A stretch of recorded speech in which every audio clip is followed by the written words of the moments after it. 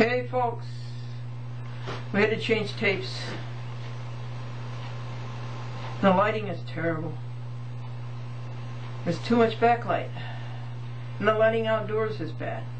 I'm going to get you up to attachment 4 of this 723-page legal paper against Charles D. Wood, a so-called judge in the so-called Yonkers City Court.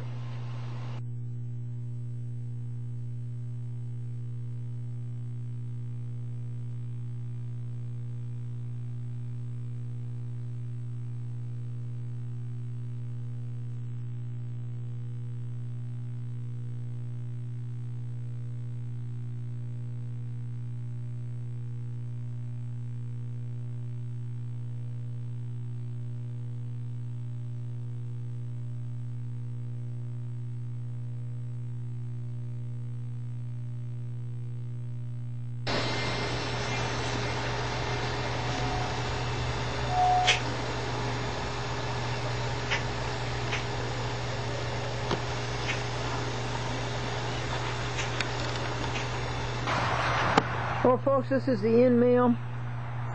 Many interesting things came in the in-mail, and I will share them with you.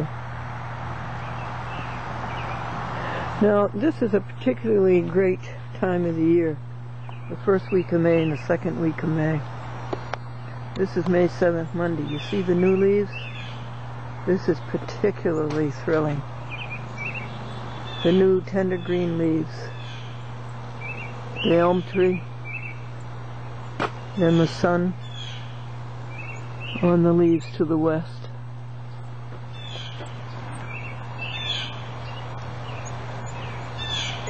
Hey little birdie.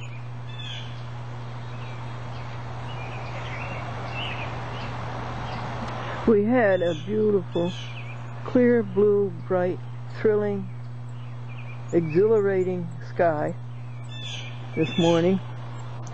And around about noon, as very often happens, the poison started to come in.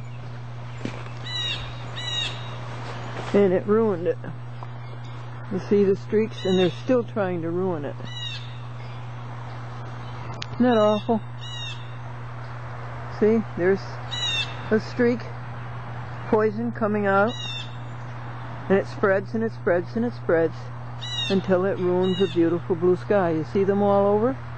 Now this stuff costs money. Who is paying for it, folks? Who is doing this? You see the tic-tac-toe up there?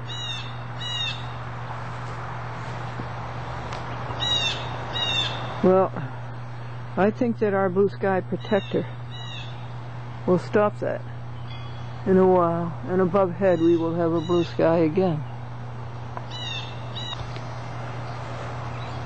This has been with us for 3 weeks, this beautiful green carpet. And the little tiny violets.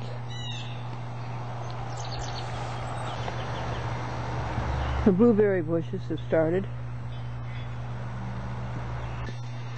I miss a lot of videos, but here's a video. That is cute.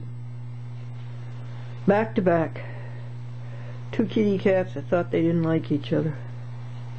Maybe they still don't like each other, they just like the bed.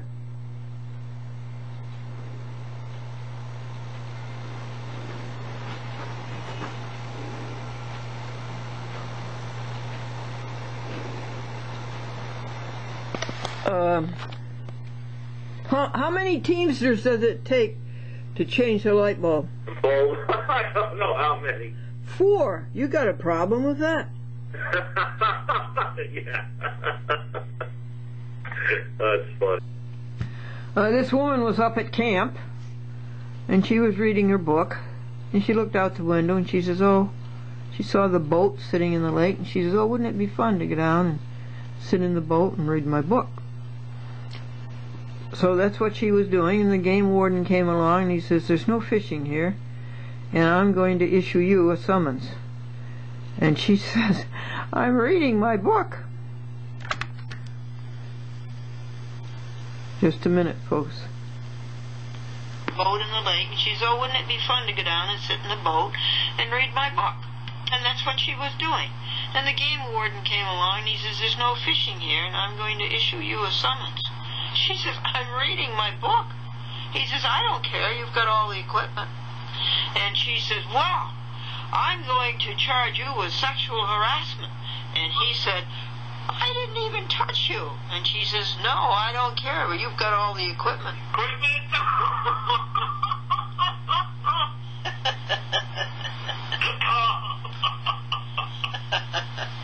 Oh, that's cute. Yeah, that's a good one.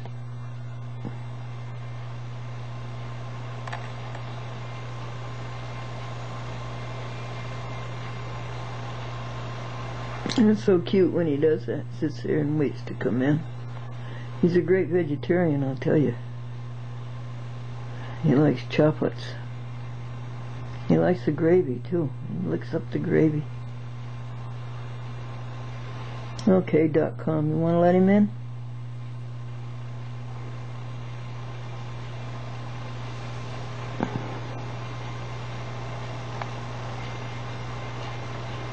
May 8th, Tuesday, p.m.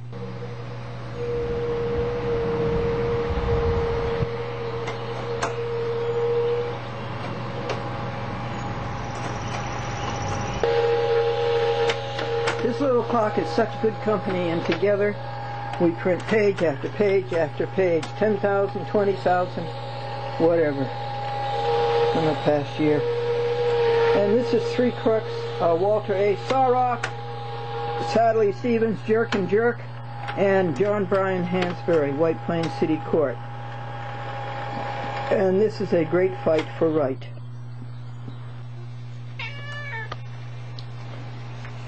I just fed you. You're interfering with the video. He was lying on the papers all the time they were being collated. May 10th, 2007, Anno Domini, that's PM. This is the paper, folks, that is about to be read to you. City Court, City of White Plains, County of Westchester, State of New York, United States of America. Small claims, 2005. You see how long these things take? Here it is, 2007. And this is Glendora plaintiff versus Sadly Stevens, Burke and Burke, a liar for hire law firm, 230 Park Avenue, Manhattan. Walter A. Sawrock, a liar for hire, and Cecilia Masterilli, an accessory before the fact and after the fact. And this is a slur reply to the April the 12th motion pursuant to New York State analog to Federal Rules of Civil Procedure, Rule 60B. This is a notice of motion and affirmation in support for relief from Hansberry so-called order the day after April Fool's Day. Alright, here's the creep who started all this. Walter A. Sawrock, a liar for hire, at Sadly Stevens, Burke, Sadly Stevens, Jerk and Jerk, 230 Park Avenue, New York, New York. That's the creep who started it. And this is the creepy law firm, Sadly Stevens, Jerk and Jerk, a liar for hire law firm.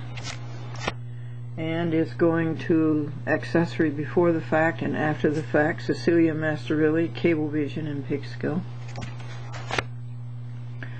And here's the biggest creep of all, John Bryan Hansberry, a so-called judge, City Court, City of White Plains.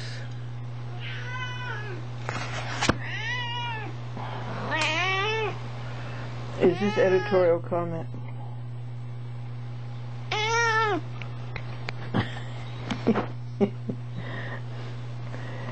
And it's going to Mayor Delfino and the Common Council for the City of White Plains for appointing Bryan Hansberry to the bench. It's an awful thing, but in the City of White Plains, the people do not elected judges, they are appointed by the mayor and the common council, and we tell them quite frankly that they are being admonished. They have perjured their oaths. They've violated Glendora's constitutional rights, federal and state, and they perpetrated fraud. Let me make sure we put a comma there. And it goes to the small claims clerk, Paul Friedman, for the city court, City of White Plains. And where is the CD of the trial? I've asked for it, and they've been 6 weeks and haven't sent it. And I've asked for the subpoenas for 6 weeks, and they haven't served that. That's for a trial that's coming up the first week of August.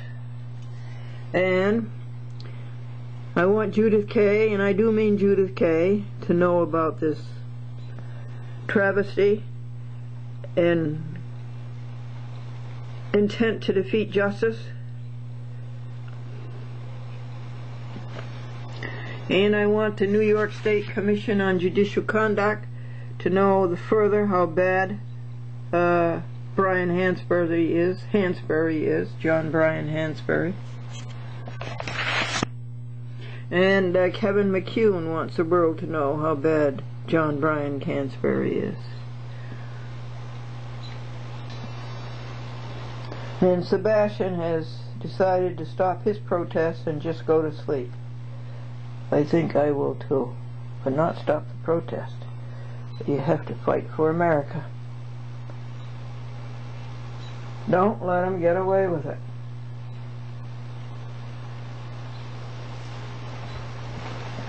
So I have to get dressed up, show the utmost respect for my TV audience and my internet audience, and get dressed up and read you this 36 page slur reply.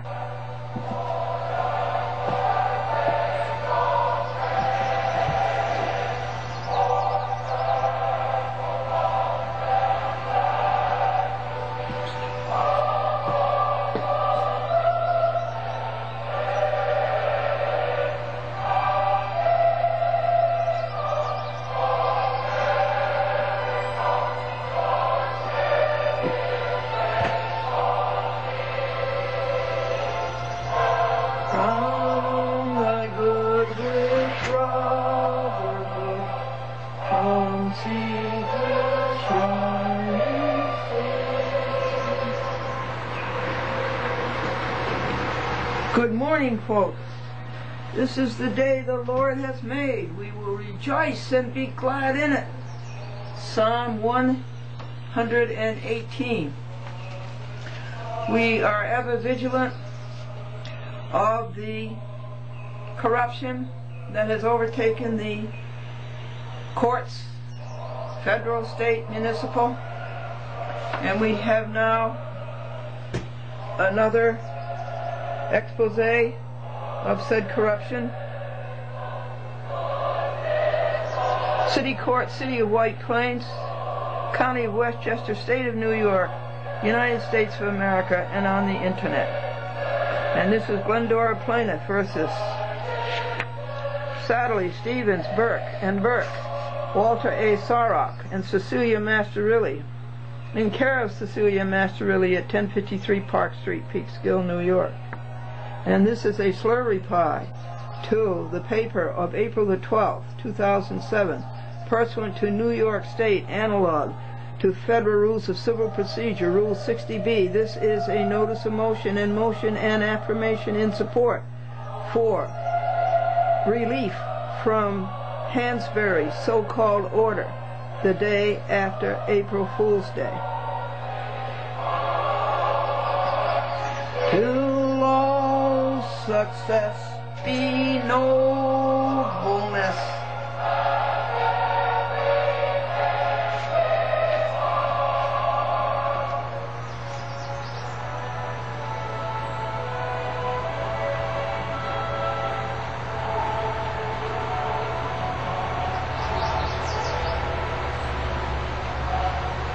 They're singing about something that's not true anymore.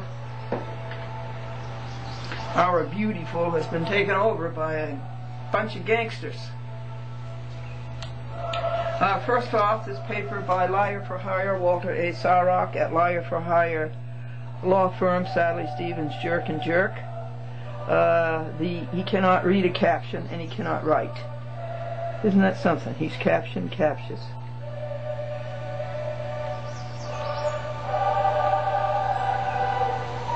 And so that's his first page dissected. And I don't think the Sarrock has any standing in the court because on the day of trial, which was January the 24th or 5th in the year 2007, Sarrock did not show at trial. Sarrock kept going to the court and saying, oh, we want to preserve our right to trial. And yet he's too cowardly to show up. He didn't show up at trial. So instantly, the man is in default. He has no standing in the court. He has no standing to write this paper.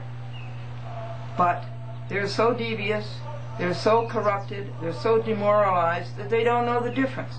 They just plain don't know the difference between right and wrong. Their parents were no good. The parents didn't teach them the difference between right and wrong. And maybe it's because their grandparents didn't teach their parents. So we go through and we say that this paper is a cheat, and it's a lie, and it's a theft. And I'm talking to you, Walter A. Sarrock, a professional liar for hire. And it is just the type of crime that Hansberry will embrace. Hansberry loves papers that are cheats and lies. Who is Hansberry? He is the judge.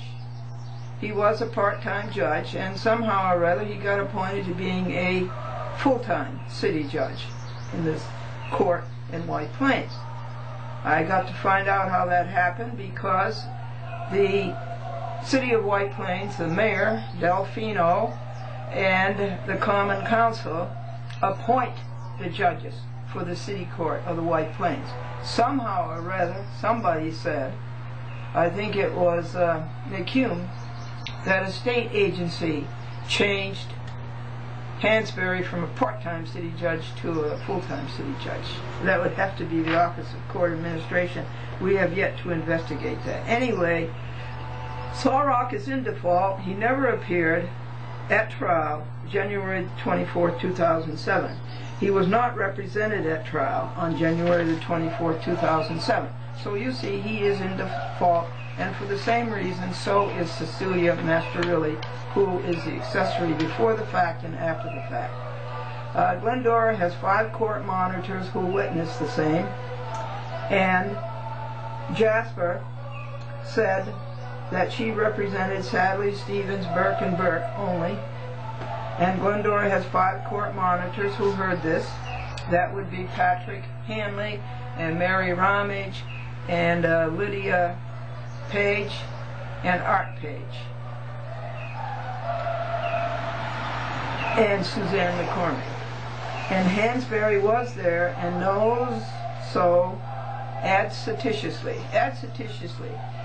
That's a very interesting word, and the dictionary really isn't clear as to its meaning, but I am very clear about the meaning because you go back to the Latin word ad, and you go back to the Latin word cicere, which means to know, to seek. And so by his own knowledge, Sarrock adcitiously, and so does Hansberry, know what is really going on here. A defendant cannot defend a co-defendant. Sarrock is a defendant. Masterilli and Sadly, Stevens, Burke, and Burke are co-defendants. Sarrock cannot defend co-defendant Sadly or co-defendant Masterilli. Now, Hansberry knows this, but he's been caught, and he eschews it dishonestly and dishonorably. This is John Brian Hansberry, Judge, City Court, White Plains. Even if Sarrock were not in default, out of the picture, and owing Glendora $5,000, even if he weren't all these things, he appears pro se, speaking only for himself. But forever, this is too late. Now, do you know what I'm saying, folks? He can't speak for Sadly. He can't speak for co-defendant Master Willie. He can only speak for himself. And he is appearing pro se. We're on page 3. The same ibid applies to defendant Master Willie. In one paragraph, Sarok has committed 18 lies and frauds, and Glendora demands sanctions pursuant to New York State analog to Federal Rules of Civil Procedure, Rule 11. And she demands sanctions of $5,000. Gamma. Hansberry knows all of the above, deliberately circumvents and willfully commits fraud. This is Hansberry the judge. He has disqualified himself by violating his oath of office, perjury of oath. Serious business. Or maybe he didn't take an oath. That's much more serious. That's automatic step down. And by violating the constitutions, both the federal and the state constitution, state of New York, and Glendora says to Hansberry, step down. You are disqualified. You are not qualified to be on the bench. John Brian Hansberry, step down. She will prosecute him to do so. He is not qualified to adjudicate this matter. What are the charges against Hansberry? Well, let's go over them again. Perjury of his oath. He took an oath to protect and to uphold the Constitution of the United States and the Constitution of the State of New York. He has violated Glendora's constitutional rights, due process of law,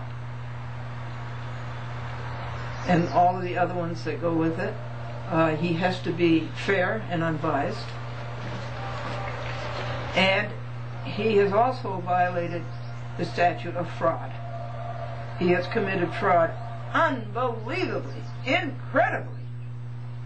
I would say on 100 or to 150 counts of fraudulent behavior. By the 14th Amendment of the Federal Constitution, Part 3, Hansberry loses his job, and Part 4, he loses his pension. Glendora will prosecute the same, together with oath takers Sarok and Jasper, and accessories before and after the fact, Master Willie and Sadly Stevens, Jerk and Jerk. Zeta. Sarok starts out with a preliminary statement. He says, defendant's motion essentially is a motion for re-argument. It is not. I did not move for re-argument. It's too bad you can't read, Sarok. I'm sorry. You'll flunk your reading comprehension tests. I moved for relief from order. Hansberry's April 2nd order, the day after April Fool's Day. Now this is Sarok's line number 19. It is not a motion for re-argument. His premise fails, and therefore his argument falls. We're on page 5. And he's repetitive. And he's repetitive to the 4th degree. Now Sarok says the plaintiff, however, fails to set forth any reason why this court should reconsider the decision in this matter. A. What can you do with a kid who can't read?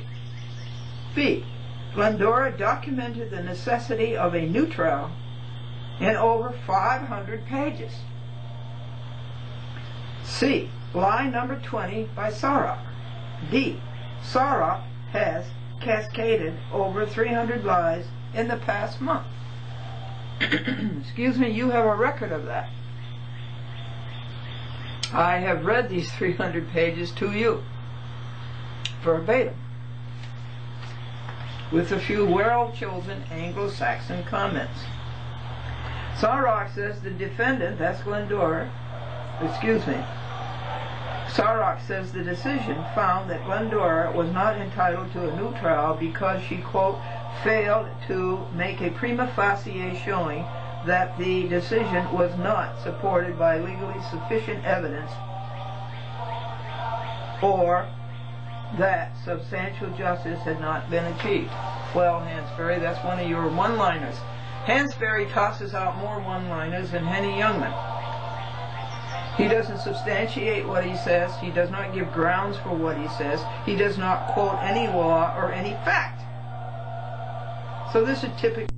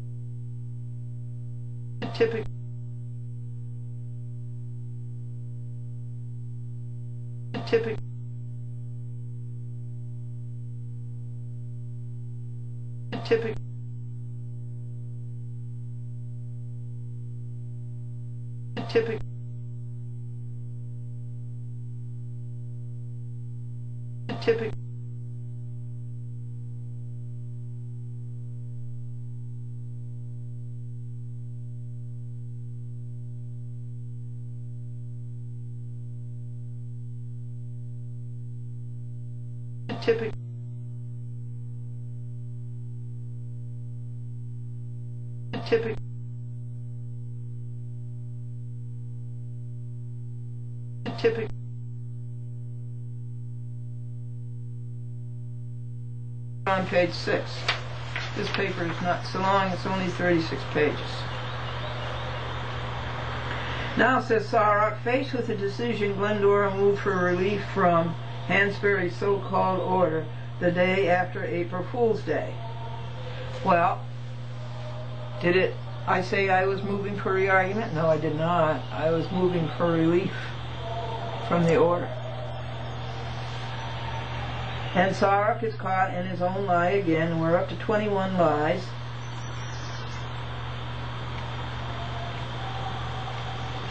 And Sarok says that Glendora's motion, which is effectively well, this is illiterate, and the decision should not be capitalized, and the motion should not be capitalized. He fails not only at reading comprehension, but he fails at composition. These are all things that you learn in, well, I learned them in 10th grade at Classical High School in Springfield, Massachusetts, and if you didn't learn them, you didn't get anywhere. This is what Sarok has said is illiterate. The motion was not a rule to reconsider. The motion was a rule for relief from the order. We are up to Ada, and Sarok says the motion to re-argue pursuant to CPLR, Civil Practice Laws and Rules, 2221D, well, it is not. It is pursuant to Federal Rules of Civil Procedure, Rule 60B. What do you do with a lawyer who can't read and can't comprehend and can't tell the truth? You sue him is what you do. And